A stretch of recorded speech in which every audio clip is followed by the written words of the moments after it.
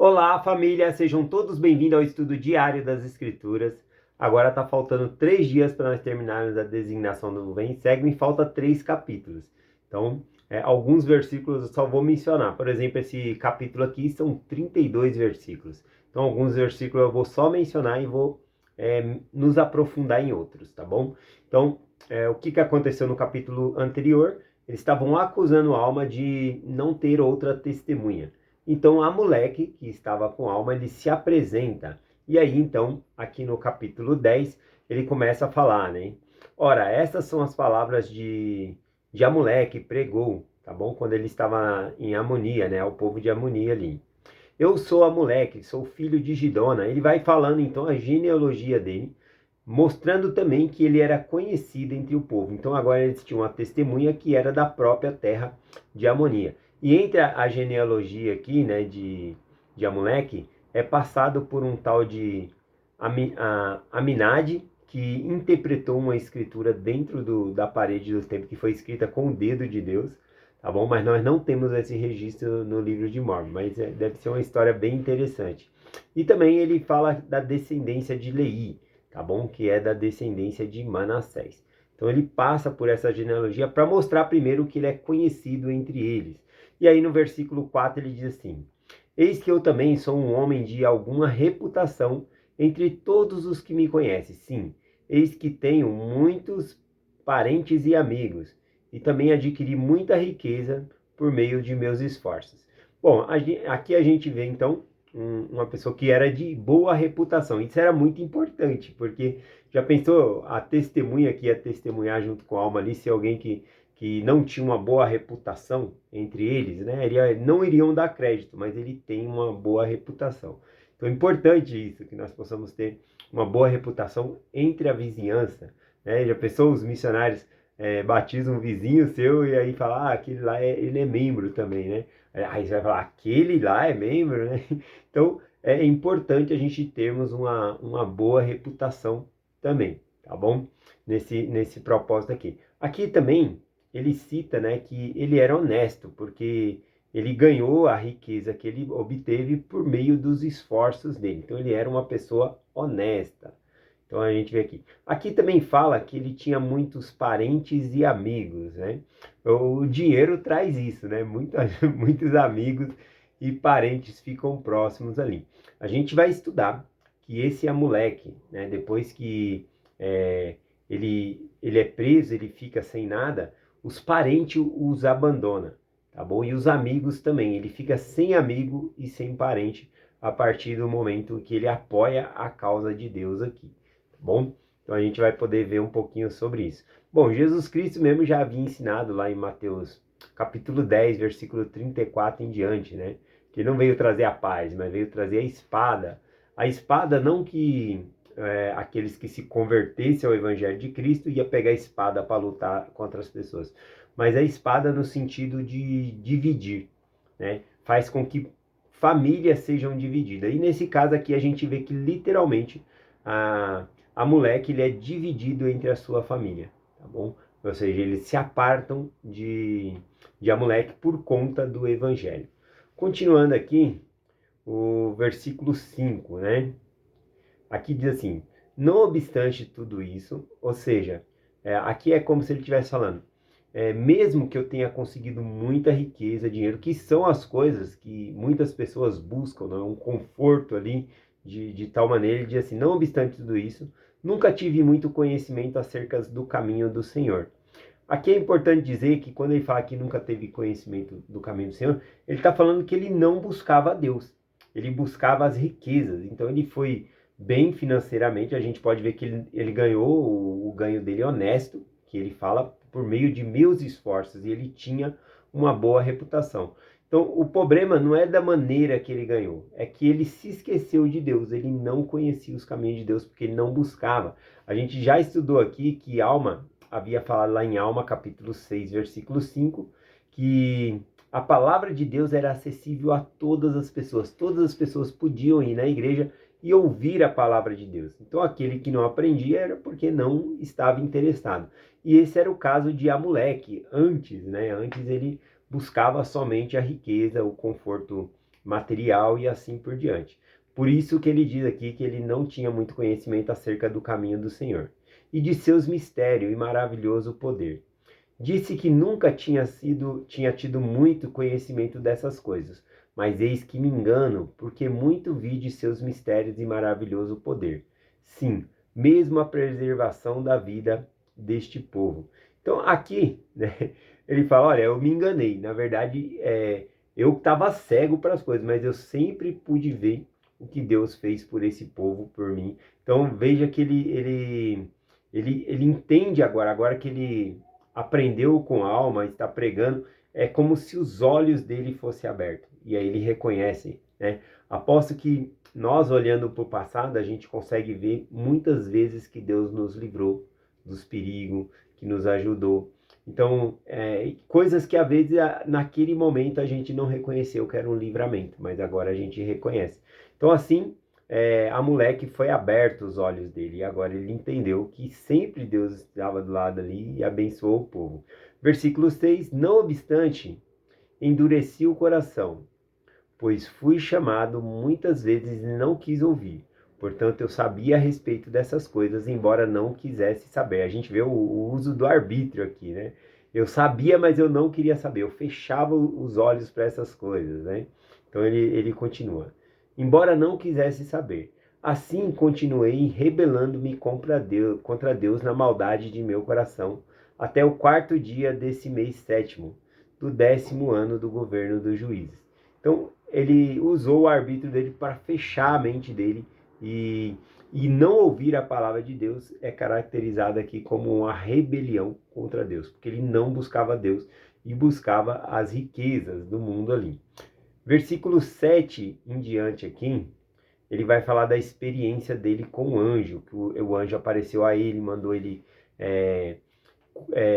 alimentar um profeta de Deus e ele reconheceu que esse profeta era a Alma, e a Alma ficou muitos dias na casa dele. Então ele está contando a experiência dele, a própria experiência dele para o povo da cidade de Amonia. No versículo 11, então ele diz, né, que o anjo tinha falado que a Alma estando na casa dele ia abençoar ele, a casa dele, a família dele e tudo. Então ele está falando aqui no versículo 11 o seguinte: Eis que ele abençoou a minha casa, abençoou a mim e minhas mulheres e minha casa, e meus filhos e o meu pai e meus parentes, sim, e abençoou toda a minha parentela, e abençoou do Senhor recaiu sobre nós, segundo a palavra que ele proferiu.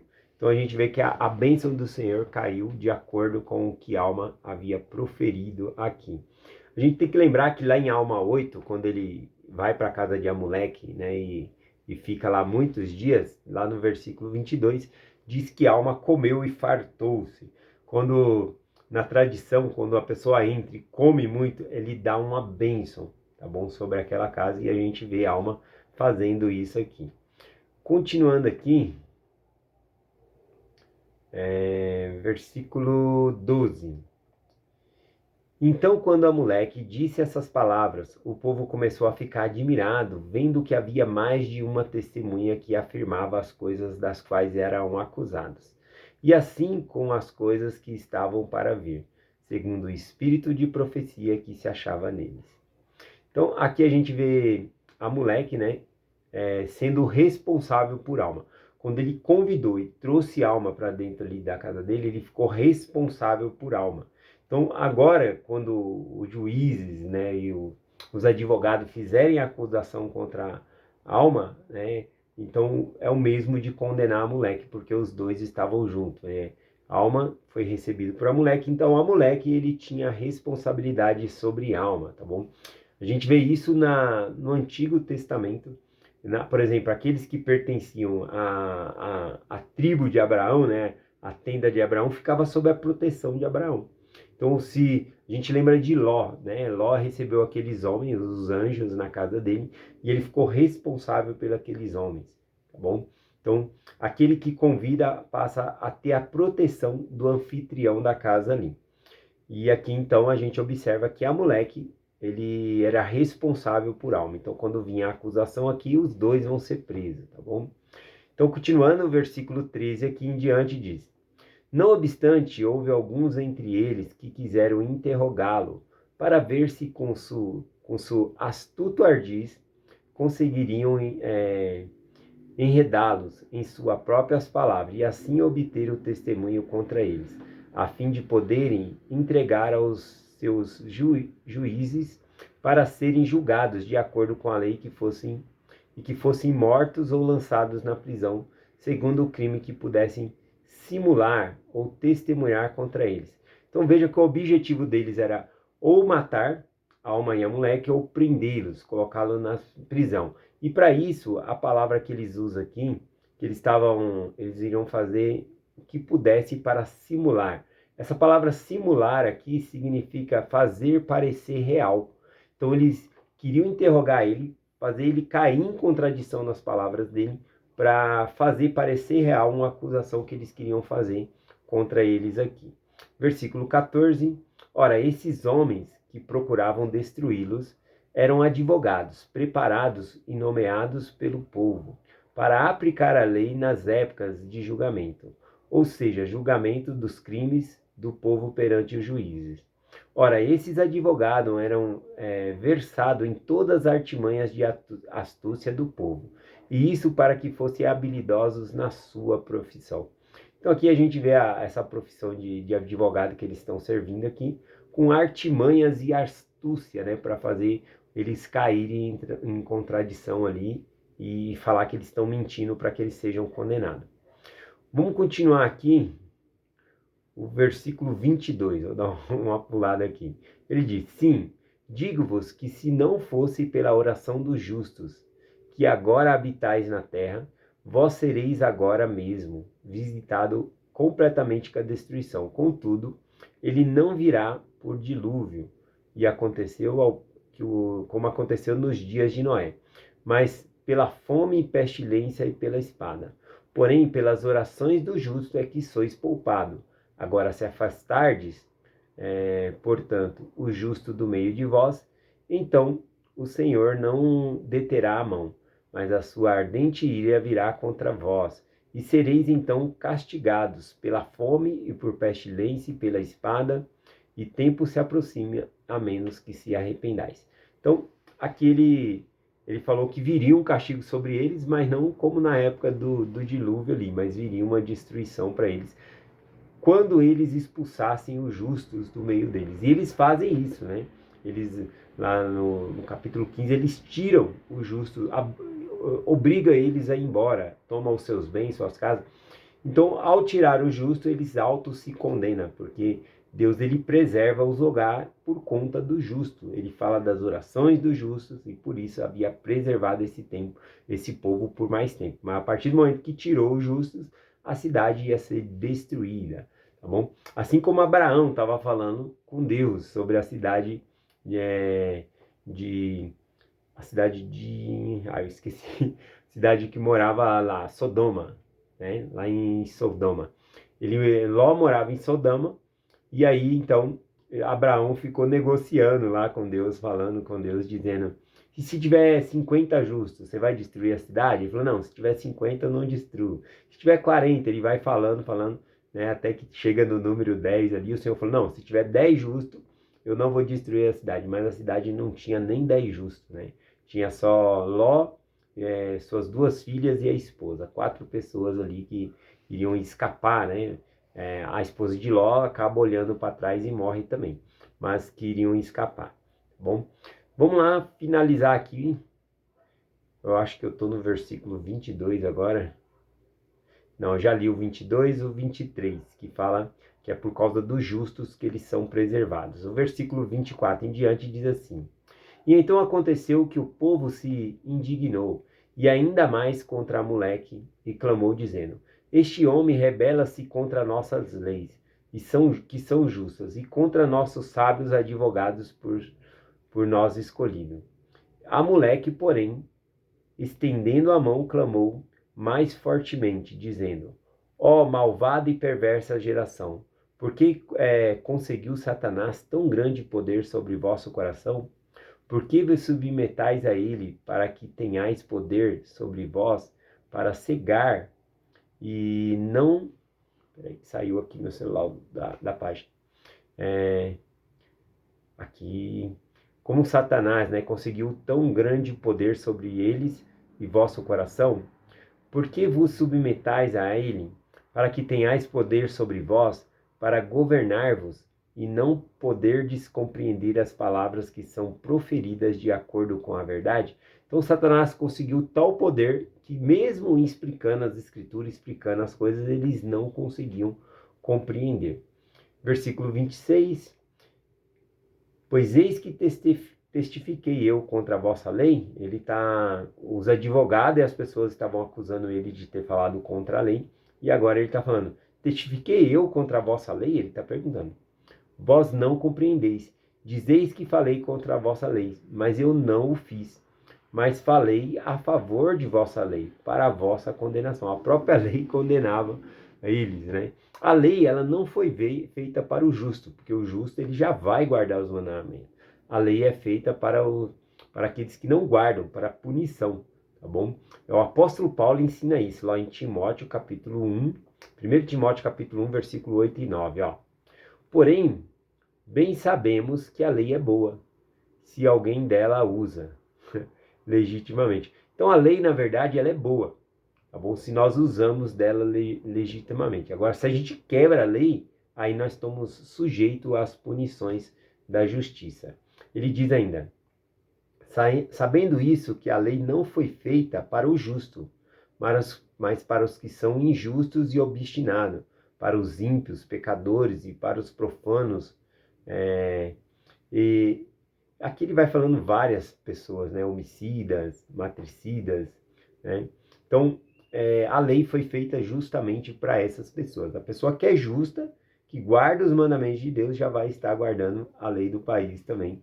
Então, vamos lá finalizar aqui, versículo 27, diz assim: E agora eis que vos digo que o alicerce da destruição deste povo está começando a ser estabelecido, pela iniquidade de vossos advogados e vossos juízes. Então aqui ele vai acusar os advogados e juízes, porque esses advogados e juízes, eles ganhavam de acordo com o horário de trabalho deles.